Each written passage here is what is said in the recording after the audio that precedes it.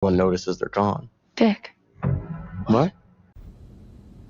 That was really bad. Remember when Stranger Things was actually good? That was kind of a weird time, right? Now, the show just wrapped up its 5th and final season, and, well, Vic. What? I'm sure I'm not the first person to tell you why it sucks. The poor production quality, lack of real stakes, Disney Channel writing, bad acting as a result of bad dialogue, and choppy editing are all indicative of the showrunners either being rushed or being flat out lazy. You can take your pick which one it was. In any case, what used to be the show's strengths became its pitfalls. We know this. So I'm here today to explain why those aspects of the show were so bad in the first place. Stranger Things sucks because the show has to cater to its fanbase. The exact same reason why Ahsoka, Book of Boba Fett, and Season 3 of The Mandalorian failed. They all became completely unserious in the pursuit of setting up plot points for the die-hard fans. And just like with those shows, it is somewhat the fault of the network, but also partially the fault of the creatives involved.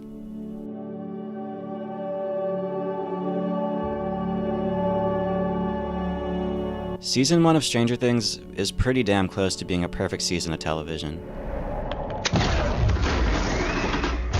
The Duffer Brothers, with limited resources, were able to build something truly memorable on top of a relatively simple story. As such, Season 1 is absolutely overflowing with sauce. The cinematography, music, atmosphere, set design, lighting, and acting are all iconic for a reason. The characters of Hopper and Steve are reversals of the incompetent police chief and shithead bully archetypes. I like how Jonathan and Nancy don't have to end up together, and I absolutely love the fact that it leaves us on a cliffhanger. In my opinion, all great endings should leave the door open for imagination. No, not like that. That's not what I meant. Furthermore, the kid who plays Dustin looked exactly like this one kid I used to bully in middle school, so that was really fun for me. Basically just free content at that point. And again, the acting in this season is just on a whole nother level. All the actors brought their A game, all great performances, no misses whatsoever. Even in the later seasons, whoever does the casting is consistently great, which is especially impressive because a lot of these actors were still in grade school when they first appeared in the show. However, Stranger Things Season 1 was almost too great for its own good. At least, it was too successful for its own good. There was just no way Netflix was going to leave this at one season or start an anthology series because these kids and this show were way too popular now. Netflix saw the cult fanbase and the millions in subscription sales the show generated and understandably had dollar signs in their eyes. They were going to milk this show until there was nothing left.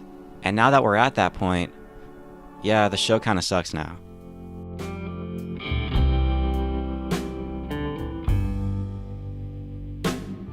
First of all, there's just too many goddamn characters in this show. I recently came across this quote from the Duffer Brothers where they said no one would die in the season 5 finale because the show, quote, isn't Game of Thrones, end quote. Which is especially correct because Game of Thrones is actually a good show. But Game of Thrones never just killed off characters for no reason, except for when they did. Game of Thrones killed off its characters to punctuate their arcs, make room for other characters, and most importantly, add stakes to the story. Remember when Stranger Things was supposed to be scary and intense?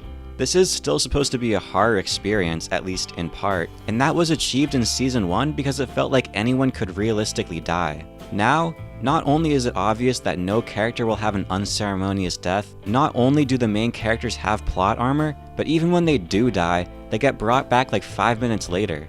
Hopper and Brenner's fake-out deaths were so dumb because they were both clearly supposed to stay dead, and holy shit, how many times can they tell us Eleven is dead and expect us to believe it?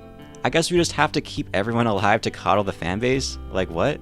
And not killing off any of the main characters is one thing, but why on God's green earth do they have to keep adding on so many new characters every damn season? There's a rule in Stranger Things that if a character makes it past the season they are introduced, they're not gonna die no matter what. It's like pledging to a frat. Once you're in, you're in. You're part of the main cast and you have infinite plot armor. As a result, we have what I like to call the Barb archetype, of a sympathetic character who is bland as shit, but elicits enough pity from the viewer so their death scene towards the finale gives the illusion of stakes.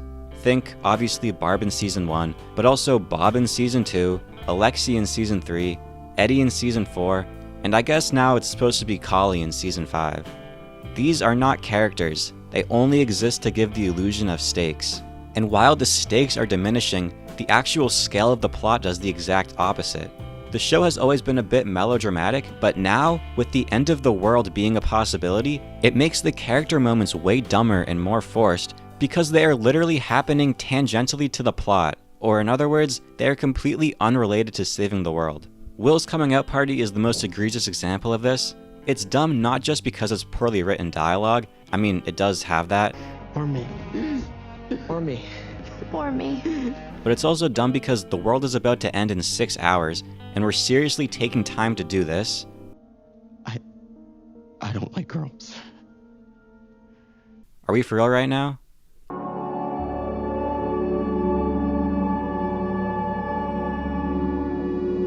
Stranger Things has just become so unserious and simplified. While the story itself has gotten more and more complicated, the actual substance of Stranger Things has become far more simplified and easily accessible with each passing season.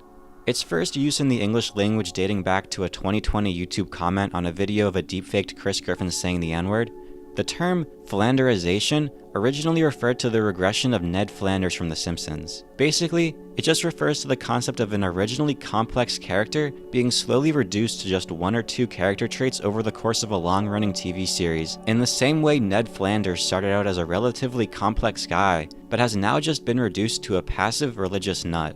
And Stranger Things never really had insanely complex characters in the first place, due to it being an ensemble show, but that just makes it worse. These characters were never deep enough to last 5 whole seasons. So now what happens is a character will be reduced entirely down to 1 or 2 defining traits, and that's just their character now, since it's way too crowded now to keep anyone as multifaceted characters. Nancy is basically just Sarah Connor, Hopper has become Joel from The Last of Us, and I don't even know what character Robin is supposed to be now, but fucking, she's something for sure, okay?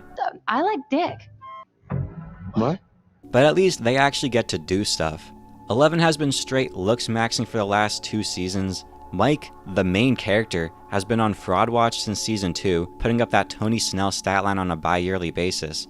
But worst of all, Jonathan Byers is so goddamn useless, and it doesn't even feel like he's related to Will or Joyce anymore. Does he even talk to either of them past, like, season 2? This is both a cause and a symptom of introducing new main characters every season. The creators keep introducing new characters to have at least someone complete a character arc, since there's no time for the main characters to get individual moments. But then, these new characters are added to the main cast, and make it even more impossible to get convincing arcs out of the original cast in the limited runtime of future seasons. The show isn't terrible now, I still like the characters, but when the only good things in a sequel are the characters from the original, that's the mark of a bad sequel. And the villains, oh my god, the villains are so damn incompetent and stupid. Brenner and the Demogorgon worked in season 1 because they had a presence about them. They were intimidating, they had mystery surrounding them. In other words, they didn't fucking talk that much. These dumbasses take every chance they can to explain their evil plans, and it's borderline distracting how dumb these plans end up being. Especially with this doctor bitch, played by real-life Sarah Connor by the way, so they're not even trying to hide it anymore. But like, at this point in history, the Cold War is basically over, so I don't know how a bunch of Demogorgons in Moscow possibly helps you win a war of attrition that was basically done with at this point in American history. And, okay, I'm not even gonna start with this asshole, because this video is long enough as it is, and I don't want to be here all day. But yeah, he sucks too. So, you truly do want to die? How many people killed this guy? Stranger Things has been reduced to a melodrama, on the same level as a Hallmark Christmas movie relying on cheap emotional beats. And the daytime television-ass lighting should make that abundantly clear. Like, actually, the lighting is so bad now, but that could be a topic for a completely different video on its own. And like, even with all that, Stranger Things isn't even a terrible show. I mean, that's a lie, it is bad, but in the same way that like most Marvel movies are bad. In fact, this simplification of the story also goes hand in hand with a visible shift towards Marvelization, or in other words, making it like a Marvel movie. Every other line of dialogue is a cringe-inducing quip. Every fight is just the end of Teen Titans Go versus the Teen Titans. And the outnumbered! Every character is flat, and the tone is entirely unserious, to appeal to as many people as possible. Stranger Things Season 5 is what Martin Scorsese thinks Marvel movies are. And this dog shit writing is making the acting borderline unbearable too. The acting is the one thing the show always had apart from the music, but not anymore in season 5. And none of the actors are particularly bad at their jobs, but there's not a human on Earth that can make these AI-generated lines sound natural. But in the cold, it thrives. As a result of this shitty dialogue, the actors have to overact to sell the emotion they're supposed to be conveying with their words, and this just leads to a nauseating experience as a viewer. It's really like watching a melodrama or a soap opera at this point. And really, nothing is explored further than face value anymore. Nancy and Hopper kill a bunch of innocent American soldiers, and instead of maybe exploring the morality of that or the consequences of their actions, like how that's literally treason against the American government, it's for some reason never brought up, like, at all. And it is easy to blame Netflix for this. After all, it came out that Netflix executives were telling showrunners to cater to viewers who are checking their phones during episodes, like those TikToks of Family Guy footage over Subway Surfers gameplay. However, I don't think that's the case here, really. At least, not that specifically. A lot of this stems from the writers or producers not caring anymore because they don't have to care. They know the fans will eat up whatever is served to them. In season 1, the writers had no other option but to put in effort to make the show well written. It was a small budget and a somewhat original story, the word somewhat used kind of loosely there, but either way, they were forced to be creative. But now, they're no longer forced to put in effort. Netflix doesn't care at all, as long as subscription sales and merchandise sales peak when new episodes are released. The hardcore fans don't care, as long as they get to watch their favorite characters hanging out, so why would the writers care about making it good? This definitely isn't helped at all by Netflix's indifference to the quality of their shows. There have been reports over the past 5 years or so, which corroborate the notion that Netflix executives are notoriously lazy at their jobs. There were even claims that certain executives greenlight projects without even reading the scripts, which, suffice it to say, raises some questions about competence. After all, this exact attitude is what caused the 2008 financial crisis, so maybe it's not the best mentality to have when budgets of hundreds of millions of dollars are at stake. Also, it raises questions about what these network executives even do for their job if they're not reading scripts. Like, what is their job then? These are all questions for a future video probably, but they are important to keep in mind in the context of Stranger Things. There's an entire character in this show whose entire purpose is to deliver product placements to our main characters. There's literally a scene in Season 5 Part 2, and if you haven't seen it, you'll just have to trust me that I'm telling the truth, where Joyce is nervous about her gay sorcerer son potentially dying at the hands of the pedophile wizard who molested him. And in order to cheer her up, Murray, I shit you not, does a whole fucking ad read for Bugles. Like the chip, Bugles. I fully expected him to thank NordVPN next, and I know product placements and 80s nostalgia were always present in Stranger Things, but come on, it was never this unnatural and egregious. I'm not upset at Netflix for cashing their winning lottery ticket with this show, because I'd probably do the same thing in that position, but I am selfish and this leads to a worse experience for me as a viewer, and I'm sure I'm not alone in that sentiment. But it isn't all Netflix's fault. It's true that Netflix was always going to make more seasons of this show with or without the Duffer Brothers, and I'm sure they told them that much. But the Duffer Brothers still cashed that $40 million check, or whatever it was, to make new seasons. And Netflix didn't write the scripts. Netflix didn't force them to make half of the final season about a character no one cares about. Netflix probably did rush them, but at the end of the day, the Duffer Brothers are the ones who made the show. They're the ones who have their names first in the credits, so I don't know how many excuses they can afford at this point. It's only frustrating for me because I've seen these creatives make great television before, and I know for a fact that they are capable of so much more than this lackluster output.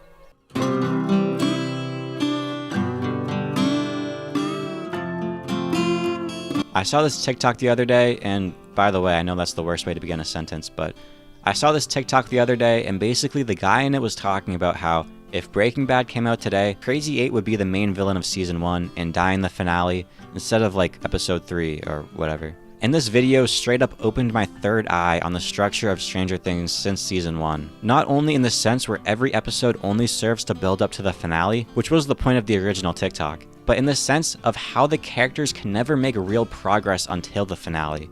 I mean, there is always stuff going on throughout the season, obviously, but it's all just artificial. Like, even when they bring back Dr. Brenner mid-season, he just ends up dying again an episode later. Like, what are we doing with that? In every single normal episode of Stranger Things, the main characters gain something or some piece of knowledge to defeat the villain, but then at the same time, they end up losing something of equivalent value. We're always the same distance away from killing the main villain until the finale. I could give more examples, but I really don't want to rewatch the show. It's all basically just filler until the finale. Seasons 2 through 5 of Stranger Things is over 40 hours long. Does this story really necessitate 40 hours of television? Or are the showmakers just using artificial progression and regression simultaneously to pad out the seasons?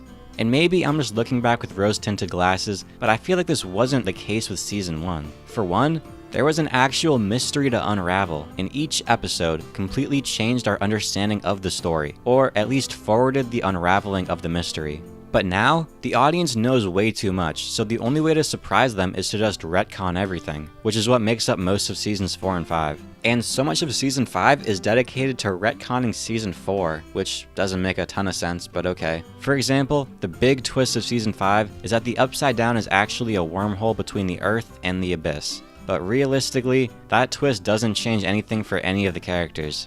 We still have to kill Vecna, he's still evil, he still has his evil plan to take over the world.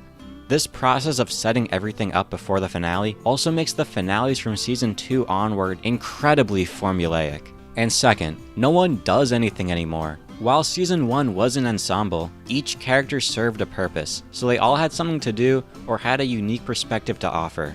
Now, however, not only can none of the main cast be killed or injured, like wasn't Max supposed to be blinded at the end of Season 4?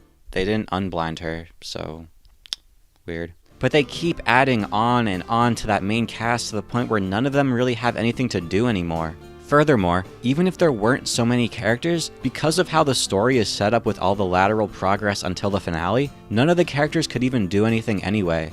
Name one thing Mike has actually accomplished since Season 1. Because, I can't. And that kind of matters because he's supposed to be the main character of the show. Other than that dumbass twist, I like the epilogue, but still, you know.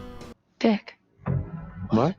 Okay, I've put this off long enough. The Dick moment was already bad in a vacuum, but there was one like that every single episode. Every episode now follows the same format. There's some upside down shenanigans, we spend like 20 minutes with Holly, and then the team gets together, and amidst the arguing, one of them says something like, elephant testicles. Elephant testicles! That's it! Guys! And then they go on to say something like, okay guys, this is us. And imagine this herd of elephants is Vecna in the Mind Flayer. If we shoot off his testicles, he'd be in a lot of pain, right? Then after that, the gang does whatever the plan was, something goes bad, something goes good, and the episode ends on kind of a cliffhanger, but not really because you know everyone's gonna live. The show has become too safe and formulaic because either Netflix or the showrunners think the fanbase is completely composed of people who are still mentally children. And not 100% wrong in that respect.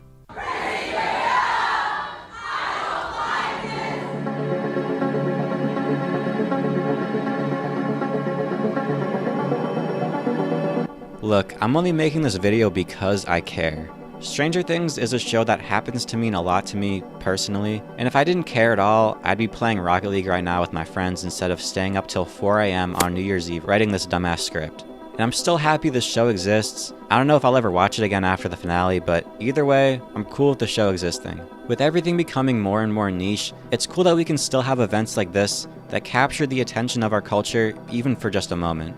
I just happen to wish that the show was actually good. Adversity has a sort of sink or swim effect on artists. This is seen in the first season where the low budget and low expectations forced the Duffer Brothers to put their heads down and create something truly memorable. And now, the show is just too big, okay?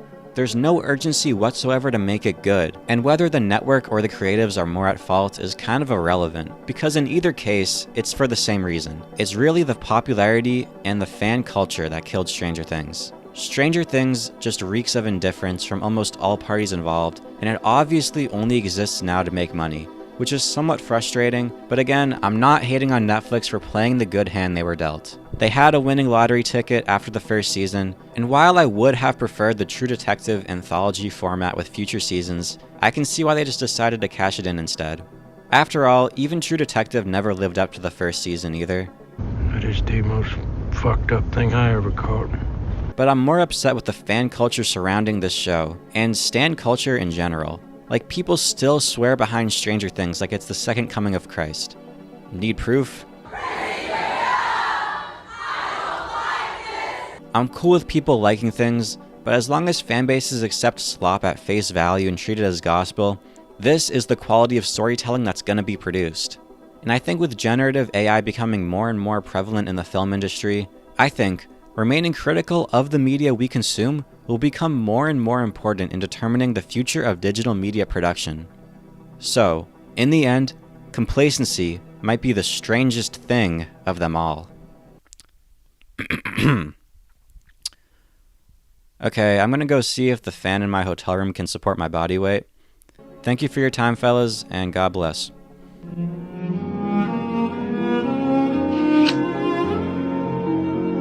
My Uncle Junior works there, who is a Jehovah's Witness, believe it or not. He went from Catholic to... Can't you, Mom?